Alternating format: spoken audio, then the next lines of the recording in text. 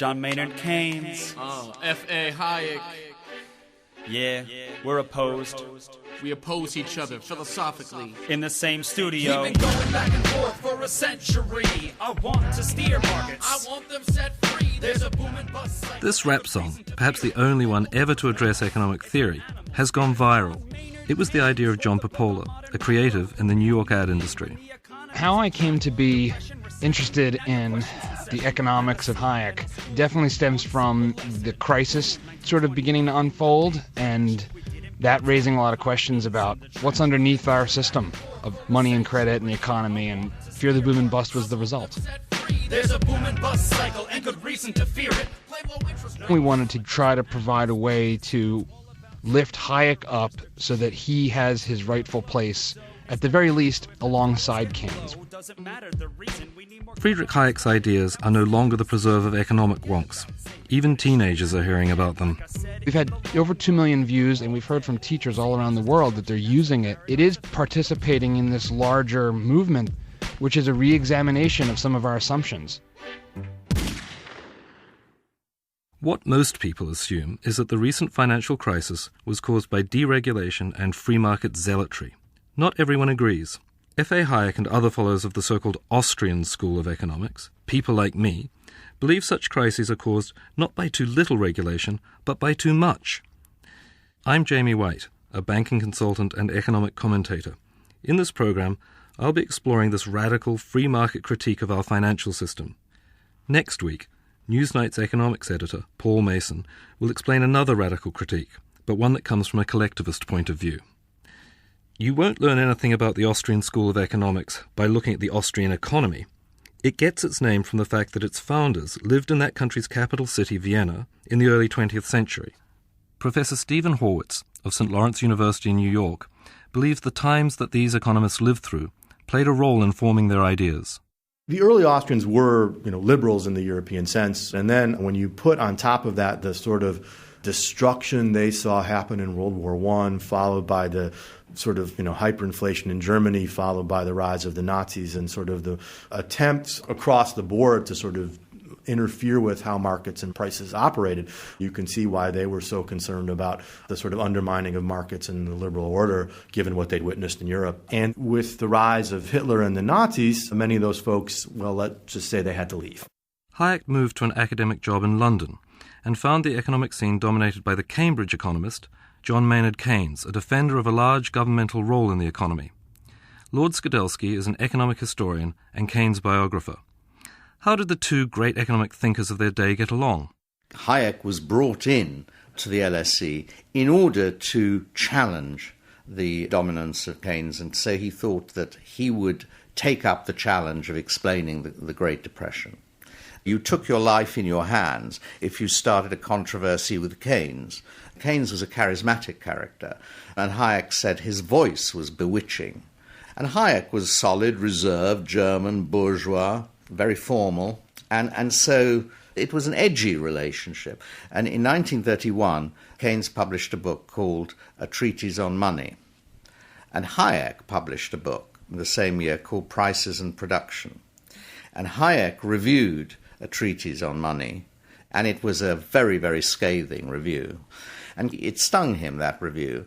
But then he had an opportunity to comment on prices and production, and he wrote that Hayek's book is an extraordinary example of how a remorseless logician, starting with a mistake, can end in bedlam. And Keynes said, I get on with Hayek very well personally, but I find his ideas completely mad. In fact, a simple and uncontentious premise provides the foundation of the Austrian objection to government involvement in the economy. It is based on the crucial importance of market prices. Professor Larry Whyte is an Austrian economist and an expert on the history of banking. He explains the importance of market prices for answering the most basic economic question, namely, what is the best use to make of the limited amount of stuff the world makes available to us? We can't produce everything we want. We have to choose what it is we want to produce. And beyond that, we have to choose how to produce anything we decide we do want. There are many ways to grow wheat. You can use more or less fertilizer. You can use more or less mechanized equipment. So to produce things efficiently, we need to know which is the most cost-effective way of producing. And to do that, we need to assign prices to the inputs into the productive process. So we need to know how valuable a tractor is in growing wheat as compared to using it in some other way. We need to know how valuable fertilizer is, and so on. So we need prices for the factors of production. And to get informative prices, you need a competitive market. Market prices are signals that guide our economic behavior. When they are set by voluntary market transactions, they carry information about scarcity and demand.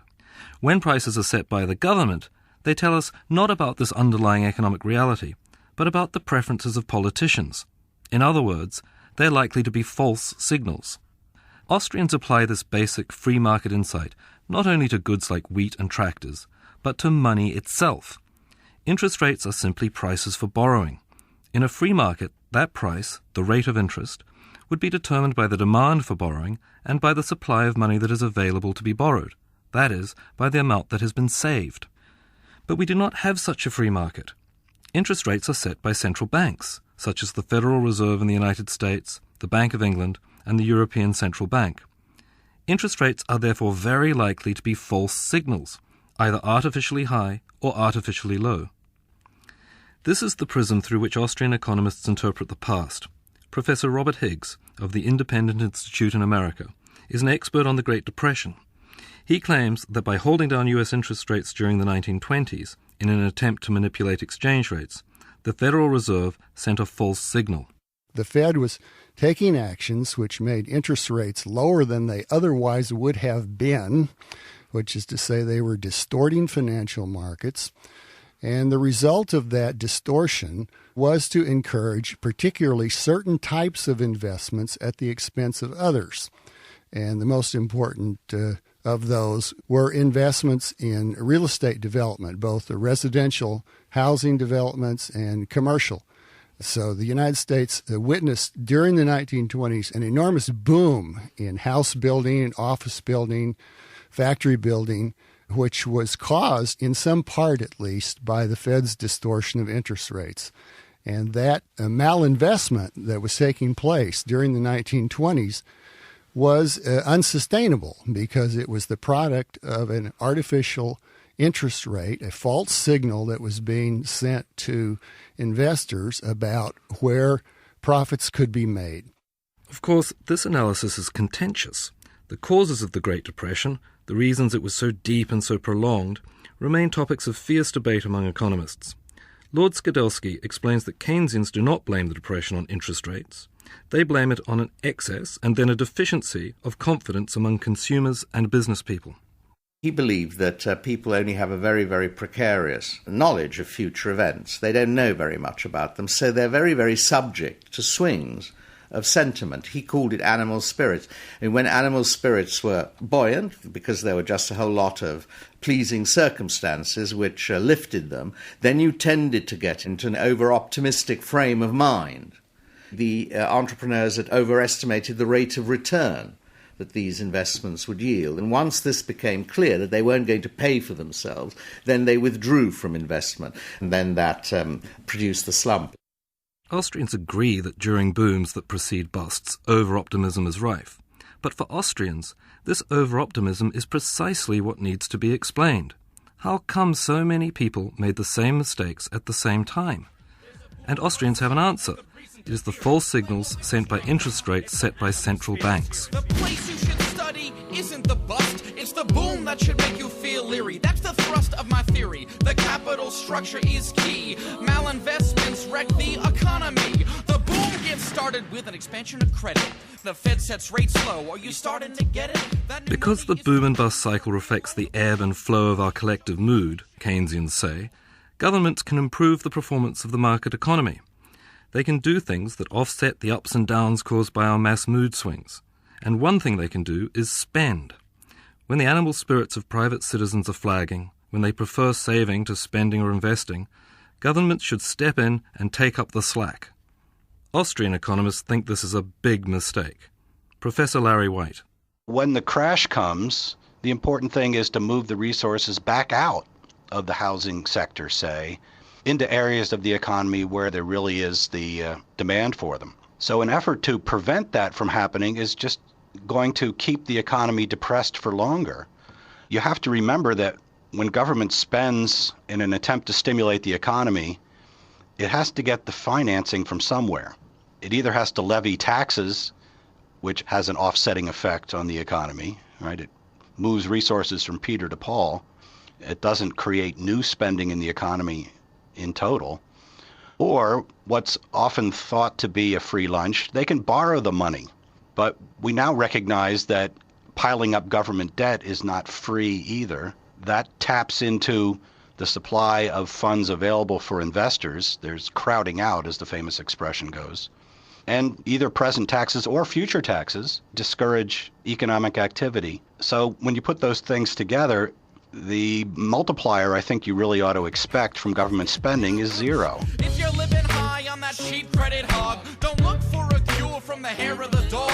Real savings come first if you want to invest. The market coordinates time with interest. Your focus on spending is pushing on thread. In the long run, my friend, it's your theory that's dead. So sorry there, buddy, if that sounds like invective. Prepare to get schooled in my Austrian perspective. President Franklin Roosevelt certainly didn't share this Austrian perspective. During the Great Depression, he spent vast sums on industrial subsidies and public works projects. The consensus is probably still that FDR's economic activism pulled America and the world out of depression. And there can be no doubt that back in the 1930s, Keynes won the debate with Hayek. Politicians adopted the Keynesian approach. Lord Skidelsky again. Keynes had something to offer in terms of policy, whereas Hayek had nothing. His idea was, if you have a Great Depression or a big depression, you just do nothing. If you're the government, you have to go through the whole process, liquidate all the wrong things that had led to the depression, and government intervention would only make things worse. Well, when there were 30 million unemployed in America and 3 million unemployed in Britain and 6 million unemployed in Germany, that's not a message that anyone wanted to hear. Hayek, disappears to some degree and winds up later in the 50s at the University of Chicago, but not in the economics department. They would not hire him. He's hired by the Committee on Social Thought. Not a bad place to be, but reflective of his standing in economics. Now looking back, he's been rehabilitated, those ideas, but at the time, he's perceived to have lost the debate with Keynes in the eyes of the profession. Professor Stephen Horwitz. Things did improve for Hayek. In 1974, he was awarded the Nobel Prize for Economics for the work he had done during the 1930s, the work Keynes had described as intellectual bedlam. This success, combined with the economic malaise of the Keynesian 1970s, helped make Hayek's free market ideas fashionable again. Legend has it that, at her first cabinet meeting as Prime Minister in 1979, Margaret Thatcher thumped a copy of Hayek's Constitution of Liberty on the table and declared, "This is what we believe." But the distinctively Austrian ideas about boom and bust and the role of interest rates set by central banks were not part of the free market ideological revival under Thatcher and President Reagan. For that, we needed another major financial crisis, and one that appears to conform perfectly to the Austrian model of how they occur. Professor Horwitz again. During the first decade of the 21st century, the federal funds rate, which is the rate that banks borrow and lend from each other, was about 1% for a long time, and that was the nominal rate when you consider that we were running a small amount of inflation. The real federal funds rate was negative. That is, banks were being paid to borrow, basically. You sort of channel all this money into the housing industry, you get rising house prices. People think they're never coming down. You build all these other financial instruments on top of this, and you've kind of pyramided this whole financial superstructure on this inflationary base, this credit expansion base that has to give at some point.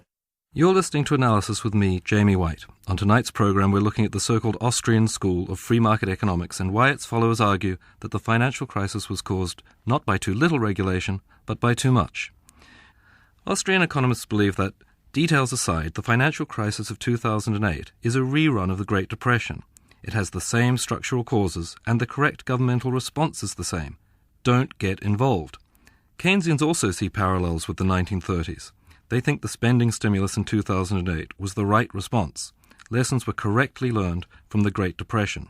Lord Skidelsky again. The Great Depression showed negative growth for 12 quarters. That is 3 years. Just went down and down and down and down. Then it bottomed out, and then a recovery started. Whereas in recent events, the downward decline was only for 5 quarters. And people would say the reason is that all the governments of the world stepped in the autumn of 2008 and the spring of 2009 with big rescue packages, which stabilized the situation much earlier than had been the case between 1929 and 1932. When there are government-led stimulus of the economy to replace the spending that isn't being done by the private sector, the market mechanism for allocating resources is at least suspended. And Austrians argue that resources that are allocated by central planners or governments rather than by the market are sure to be wasted. What's the Keynesian response to that objection? Well, it's a short-run, long-run thing, isn't it? The fact is that the efficiency of allocation is the long-run engine of growth. In the short run, when you have lots of unemployed resources, it doesn't matter whether they're allocated that efficiently. You've just got to get the level of activity up. That is the most important thing. And I'm afraid it's what the government believes today. They say, oh no, we can't have government spending because it misallocates resources. I mean, it makes growth less fast than it would be. But that's a very, very unimportant question in the short run, because actually what you need in the short run is all the resources to be used. The Great Depression was the first time a policy of stimulus spending was used. Before the 1930s, governments had played a small role in the economy, at least during peacetime. But in the 70 years since the Great Depression ended, there have been many attempts at economic stimulation. The Institute of Economic Affairs is a free market think tank in London. Hayek helped to found it, and his framed photograph takes pride of place in one of the meeting rooms.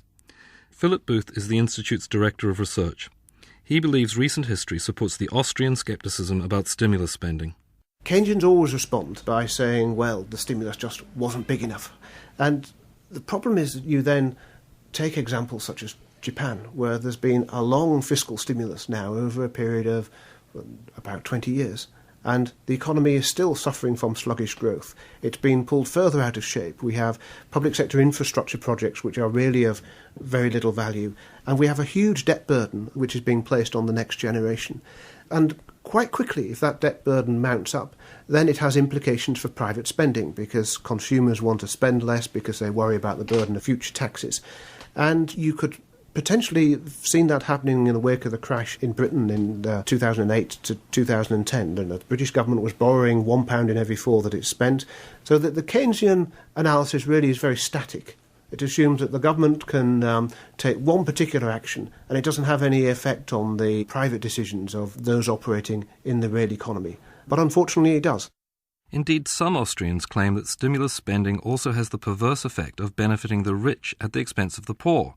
Steve Baker, a Conservative MP and believer in Austrian economics, explains how the stimulus policy of quantitative easing, or printing money as it is more commonly known, enriches bankers. Whoever gets the money first starts spending that money, and whatever they spend money on goes up in value. So when quantitative easing started, there was a house price recovery in Chiswick and in Islington. New money was injected into the economy, into the bond market. Those people who trade the bond market got the new money first. They immediately, of course, they start spending it on things and the house prices go back up. And it's kind of tragic that we spend so much time, particularly on the left, talking about wealth inequality, whilst tolerating this system which generates these huge economic problems which everyone then has to bail out. So, to me, there's a huge amount to be done here explaining to people that one of the greatest sources of injustice in our society is the system of central planning and legal privilege around banking. And what we need in banking is actually not more regulation. What we need is the concept of bearing your own risks. This idea that people who take risks should bear them is essential to the proper functioning of a market. If costs are transferred from people who risked them to people who did not, too much risk will be taken. Austrians object not only to central banks' distortion of interest rates, but also to the common government practice of guaranteeing bank depositors and bailing out the bondholders of failed banks. They believe these interventions in the banking market create catastrophic moral hazard. Philip Booth again. It no longer matters to consumers whether or not the banks they deal with are run in a prudent way.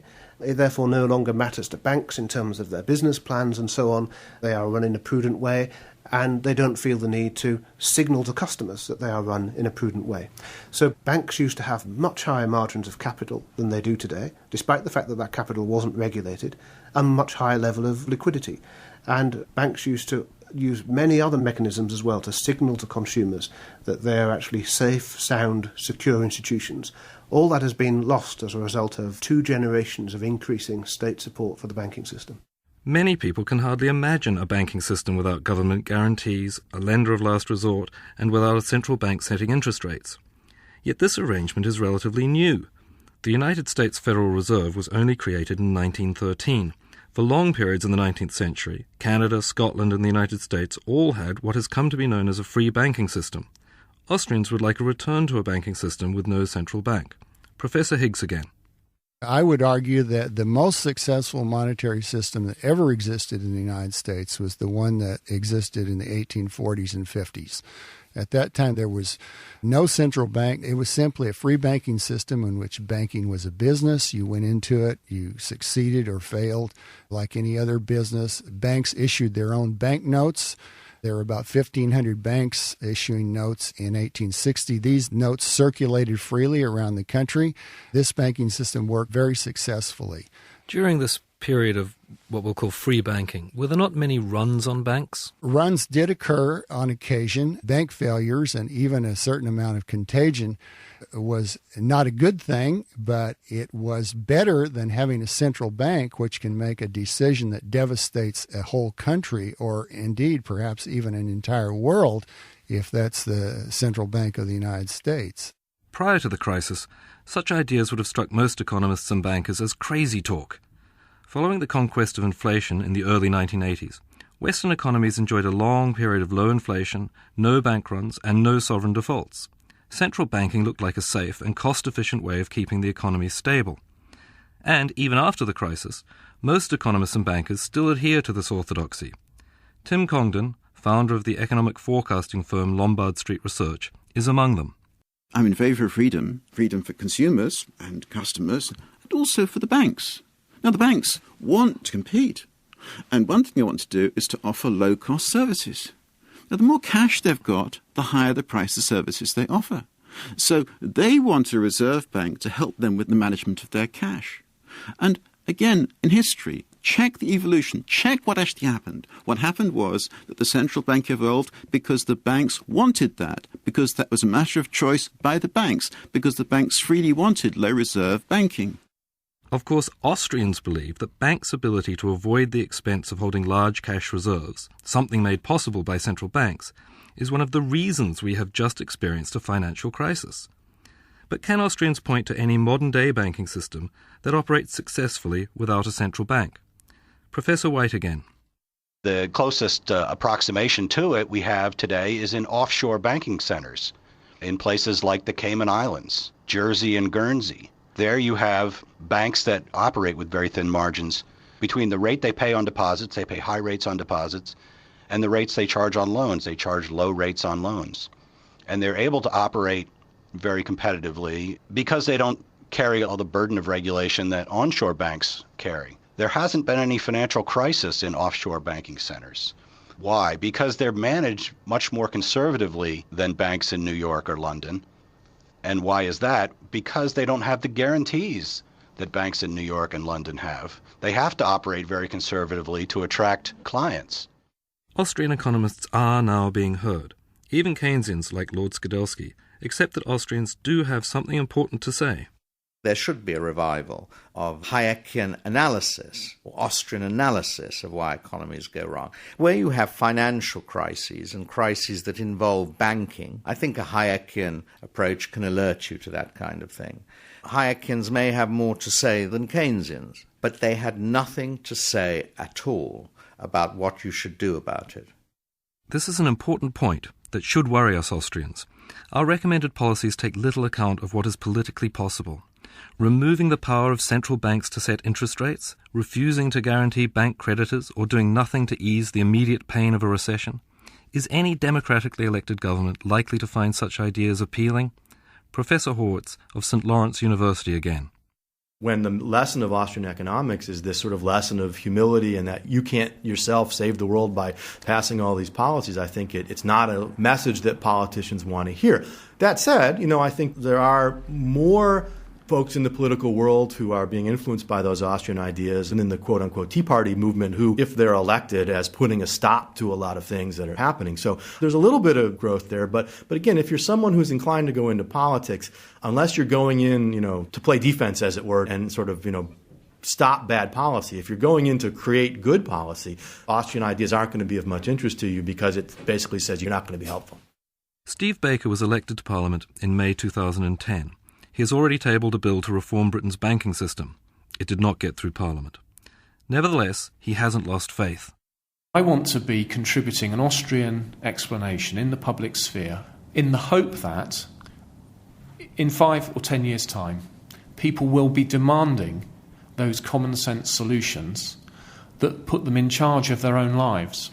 I think we're in a time now where we could have historic change, but I have to accept that my role is really to move the debate, not to have some grand victory. I don't think it's likely immediately.